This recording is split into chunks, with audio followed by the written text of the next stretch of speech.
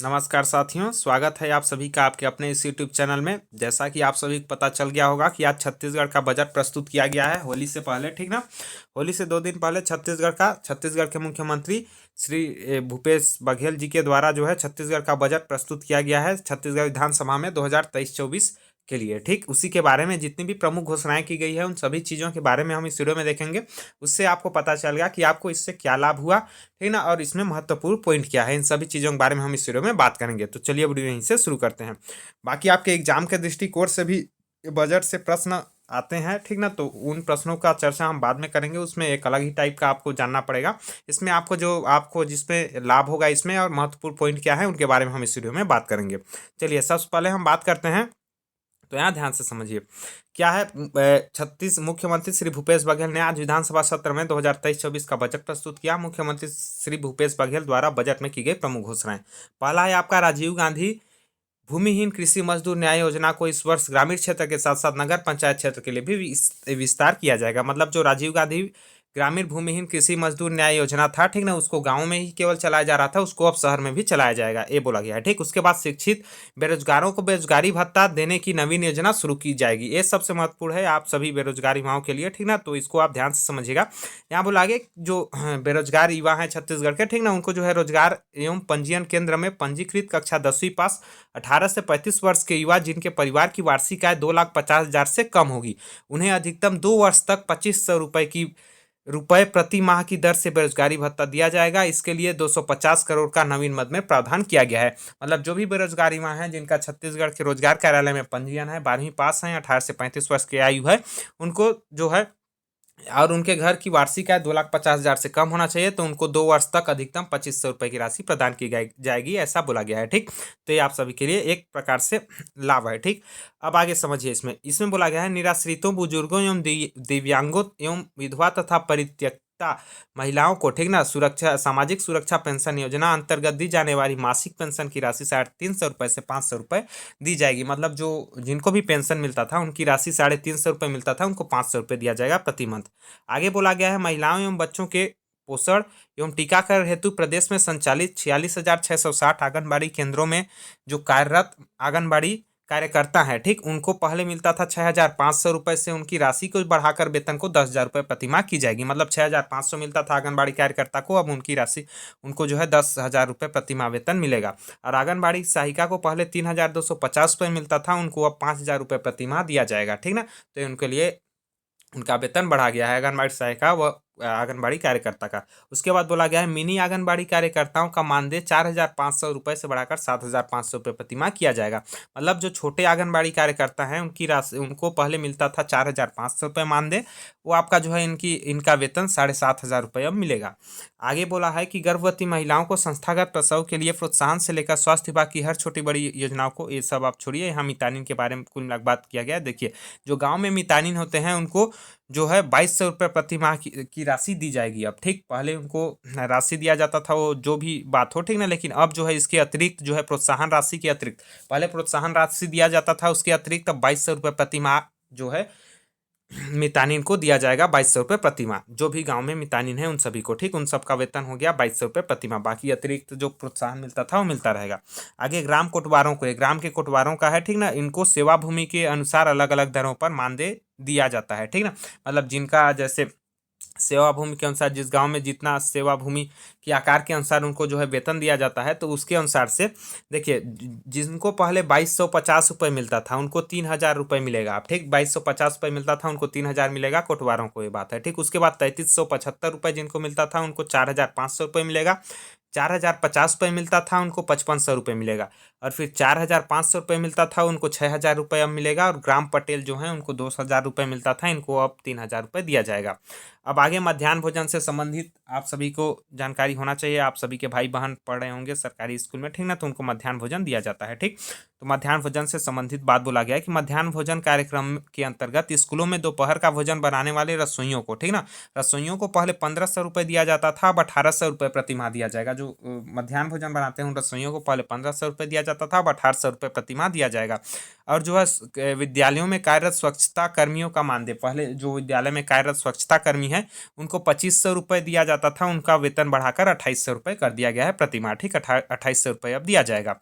आगे यहाँ बोला गया है कि राज्य के पर्व त्योहार आपत्ति विपत्ति भिन्न प्रशासनिक कार्यक्रमों के दौरान कानून व्यवस्था को बनाए सहयोग हाँ, होमगार्ड के जवानों का मानदेय। ठीक, होमगार्ड के जो जवान होते हैं उनका मानदेय 6300 रुपये पहले था, अब उनको बढ़ाकर 6420 रुपये किया गया है। ठीक, मतलब 120 रुपये की वृद्धि की गई है। आगे बोला गया है कि गौठानों की संचालन समिति के अध्यक्ष को, जो गौठान के संचालन समिति अध्यक्ष होते हैं उनको 750 रुपये एवं सदस्यों को 500 रुपये मानदेय दिया जाएगा। ठीक ना, 750 और 500 रुपये मानदेय दिया जाएगा। और इसमें अशासकीय सदस्यों को ये होगी। ठीक, जो अशासकीय होते हैं उनको दिया जाएगा। अब यहाँ ध्यान से समझिए, मुख्यमंत्री कन्या विवाह योजना अंतर्गत दी जाने वाली सहायता राशि, जो कन्या विवाह मुख्यमंत्री कन्या विवाह योजना के अंतर्गत जो समूह में विवाह होते थे उनकी राशि को बढ़ाकर आपका 25,000 रुपये पहले दिया जाता था, अब उनकी राशि को बढ़ाकर 50,000 रुपये कर दिया गया है। मतलब 50,000 रुपये अब आपको दिया जाएगा, 25,000 रुपये पहले दिया जाता था। ठीक, इसके लिए 38 करोड़ का प्रावधान किया गया है।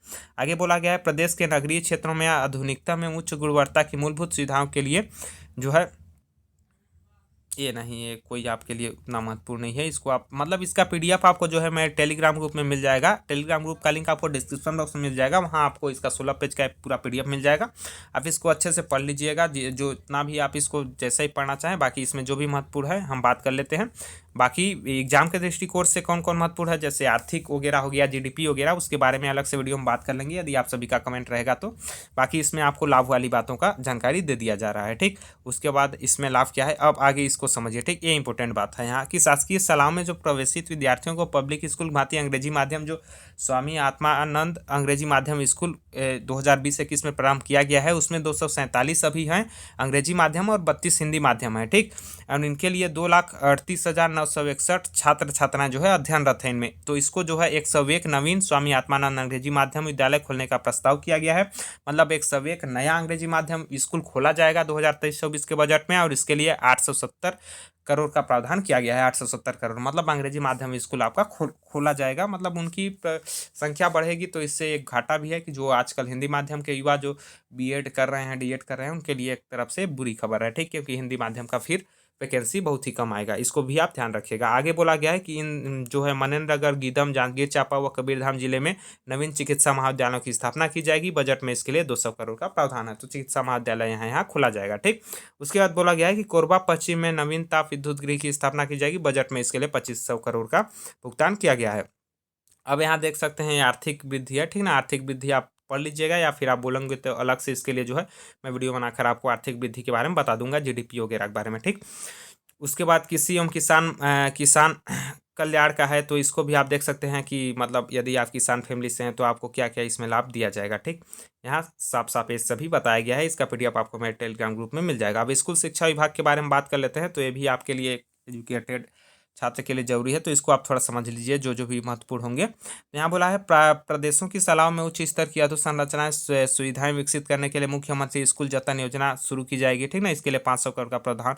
तो मुख्यमंत्री स्कूल जतन योजना किसके लिए शुरुआत की जाएगी? प्रदेश की शालाओं के उच्च स्तर की अधोसंरचना सुविधाएं विकसित करने के लिए, मतलब शालाओं का जो है प्राथमिक प्रदेश में जो गवर्नमेंट स्कूल है उनको सुधारने के लिए ये बोला गया है। उसके बाद कोविड-19 की रोकथाम हेतु जारी प्रोटोकॉल के तहत शैक्षिक संस्थाओं में बच्चों की उपस्थिति पर रोक के कारण प्रारंभिक शिक्षा में कमी देखते हुए इस योजना में प्राथमिक गुणवत्ता काम किया जाएगा। ठीक है, ये मतलब कुछ नहीं है, फालतू है आपका। आगे बोला गया शिक्षकों में पढ़ने पढ़ाने में उचित कौशल विकास हेतु राष्ट्रीय स्तर का शिक्षक प्रशिक्षण संस्थान खोलने का प्रावधान। का मतलब है इसका? ठीक ना, जो टीचर बना है उसको शिक्षक प्रशिक्षण संस्थान में अलग से उसको ट्रेनिंग देने की आवश्यकता है, जबकि वो डीएड बीएड किया हुआ है। जब डीएड बीएड किया हुआ है उसको पढ़ाने का यदि तरीका नहीं है बच्चों को, तो उनको ट्रेनिंग देने से वो क्या सीख जाएंगे? तो फॉर्मेलिटी है आपका। ठीक ना, उसके बाद आगे बोला है मेडिकल एवं इंजीनियरिंग संस्थाओं की प्रवेश परीक्षा के पूर्व कोचिंग हेतु कोटा राजस्थान जाने वाले विद्यार्थियों की सुविधा के लिए कोटा में छात्रावास निर्माण हेतु प्रावधान। आप सभी के लिए बहुत ही अच्छा खबर। ठीक ना, एमबीबीएस और आईआईटी इंजीनियरिंग के लिए जितने भी बच्चे कोटा में जाते हैं उनके लिए जो है छात्रावास का आयोजन किया जाएगा, ऐसा बोला गया है। ठीक ना, तो आप सभी के लिए बहुत ही फायदेमंद होगा, जो जो जाते हैं उनके लिए, तो उनके पैसे की बचत होगी, छात्रावास मिलेगा तो। आगे बोला गया है 7 प्राथमिक शालाओं को पूर्व माध्यमिक शाला में, 8 पूर्व माध्यमिक शालाओं को हाई स्कूल में और 17 हाई स्कूल को हायर सेकेंडरी स्कूल में उन्नयन किया जाएगा, मतलब इनका विस्तार किया जाएगा, इनको बढ़ाया जाएगा। आगे 13 प्राथमिक शाला, 5 पूर्व माध्यमिक शाला, 10 हाई स्कूल और फिर 18 हायर सेकेंडरी स्कूल के भवन निर्माण हेतु 30 करोड़ का प्रावधान। उसके बाद अनुसूचित जाति एवं जनजाति को यहाँ समझ लीजिए क्या बोला गया। अनुसूचित जाति एवं जनजाति विकास के लिए छात्रावास, आश्रम एवं प्रयास विद्यालयों में रहकर जो अनुसूचित जनजाति और अनुसूचित जाति, ठीक नहीं, मान्य पिछड़ा वर्ग के विद्यार्थियों को दी जाने वाली शिष्यावृत्ति की राशि 1000 रुपये प्रति माह को बढ़ाकर 1500 रुपये प्रति माह किया जाएगा। ST SC OBC को जो छात्रावास में आपका स्कॉलरशिप दिया जाता है 1000 रुपये से बढ़ाकर 1500 रुपये प्रति माह कर दिया गया है। उसके बाद पोस्ट मैट्रिक छात्रावास के विद्यार्थियों को भोजन सहायता में दी जाने वाली राशि पहले 700 रुपये दी जाती थी, अब 1200 रुपये दी जाएगी, ठीक। उसके बाद यहाँ बोला गया है कि मुख्यमंत्री आदिवासी पर्व सम्मान निधि योजना प्रारंभ की जाएगी, ठीक। इसमें आदिवासी पर्व एवं त्योहारों के गरिमामय आयोजन हेतु इसके लिए किया जाएगा। इसके तहत ग्राम पंचायतों में 5 करोड़ का प्रावधान दिया गया है। उसके बाद बोला गया है मेडिकल इंजीनियरिंग व व्यावसायिक पाठ्यक्रम में अध्ययन ST SC और OBC वर्ग के विद्यार्थियों को वित्तीय सहायता हेतु मुख्यमंत्री उच्च शिक्षा प्रोत्साहन योजना प्रारंभ की जाएगी। उसके बाद प्रत्येक संभाग मुख्यालयों एवं रायगढ़ एवं राजनांदगांव जिलों में 100 सीटर बालक एवं बालिका छात्रावास अन्य पिछड़ा वर्ग के लिए विद्यार्थियों के लिए खोले जाएंगे। इसके लिए 13 करोड़ का प्रावधान किया जाएगा। उसके बाद वन अधिकार अधिनियम के बेहतर क्रियान्वयन के लिए ग्राम वन समितियों के लिए किया जाएगा, इसको कोई मतलब नहीं है, ठीक है। विभागीय छात्रावास एवं आश्रमों में अधोसंरचनात्मक सुविधाओं के लिए 100 करोड़ का प्रावधान, ये सब आप समझ सकते हैं। बाकी ये पशु चिकित्सा विभाग का है, सब आप पढ़ लीजिएगा। जल संसाधन विभाग, खाद्य नागरिक आपूर्ति एवं उपभोक्ता संरक्षण विभाग, इलेक्ट्रॉनिक एवं सूचना प्रौद्योगिकी के लिए ना, इन सब के लिए अलग से बजट में मतलब बताया गया है कि इतना इतना जो है पैसा निकाला गया है। पुलिस प्रशासन में यहाँ बोला गया है, ठीक ना, पुलिस प्रशासन में क्या क्या बोला गया है यहाँ आपको, इसको आप पढ़ लीजिएगा। बाकी आपको जिसकी भी ज़रूरत पड़ेगी, ठीक ना, जानने की या फिर जिसको भी समझने की आपको समझ नहीं आए तो आप कमेंट करके बताइएगा कि इस विभाग का नहीं समझ आ रहा है, तो इस विभाग का मैं अलग से आपको वीडियो बनाकर बता दूंगा। जैसे आपको पुलिस प्रशासन के बारे में जानना हो तो पुलिस प्रशासन का बताइएगा, तो मैं इसको पढ़ के खुद समझ के आपको बता दूंगा, ठीक। बाकी ये लोक निर्माण विभाग दिया गया है, उसके बाद ठीक ना, उसके बाद धार्मिक न्याय एवं धर्मस्व दिया गया है। स्वास्थ्य एवं परिवार कल्याण विभाग के अंतर्गत है। उसके बाद लोक स्वास्थ्य, यांत्रिकी, नगरीय प्रशासन है, ऊर्जा के बारे में है, वन एवं जलवायु परिवर्तन के बारे में, महिला एवं बाल विकास के बारे में। उसके बाद पंचायत एवं ग्रामीण विकास के बारे में। उसके बाद विमानन के बारे में, परिवहन के बारे में, विधि एवं विधायी कार्य के बारे में, खेल एवं युवा कल्याण के बारे में, वाणिज्य एवं उद्योग के बारे में है, संस्कृति एवं पर्यटन के बारे में है, उच्च शिक्षा से रिलेटेड है। ये आपके लिए महत्वपूर्ण है, यदि आप ये पढ़ाई कर रहे हैं तो इसको आप अच्छे से पढ़ लीजिएगा, ठीक ना, कि यहाँ नया नया आपका जो है विद्यालय वगैरह महाविद्यालय खोले जाएंगे, उसके बारे में यहाँ बताया गया है। उसके बाद आवास एवं पर्यावरण से संबंधित है। तकनीकी शिक्षा मतलब आपका टेक्निकल जो है आपका एजुकेशन से है, फिर समाज कल्याण विभाग से है, उसके बाद इतना है, ठीक ना। तो ये सभी आपके महत्वपूर्ण पॉइंट हैं, इसको आप पढ़ लीजिएगा। बाकी आपको ना समझ आए तो आप टॉपिक कमेंट बॉक्स में कमेंट करके बताइएगा। बाकी इसका PDF आपको मेरे टेलीग्राम ग्रुप में मिल जाएगा, आप वहाँ से आराम से डाउनलोड करके पढ़ सकते हैं। बाकी इसमें जो भी आपको लाभ मिलने वाली बातें थी, जैसे बेरोजगारी माओं को 2500 रुपये का वेतन दिया जाएगा, ठीक ना, बेरोजगारी भत्ता के नाम पर, तो ये सब जो भी महत्वपूर्ण आपको जानकारी थी उसको मैंने दे दी है। बाकी आप अच्छे से पढ़ सकते हैं। आशा करता हूँ वीडियो आपको अच्छा लगा होगा, पसंद आया होगा और आपके लिए कुछ लाभदायक हुआ होगा। यदि अच्छा लगे तो आप वीडियो को लाइक कर सकते हैं, चैनल पर नए हैं चैनल को सब्सक्राइब कर सकते हैं, वीडियो को शेयर कर सकते हैं। वीडियो देखने के लिए बहुत बहुत धन्यवाद आप सभी का। जल्द भी लेंगे अगले वीडियो में, तब तक के लिए जय हिंद साथियों।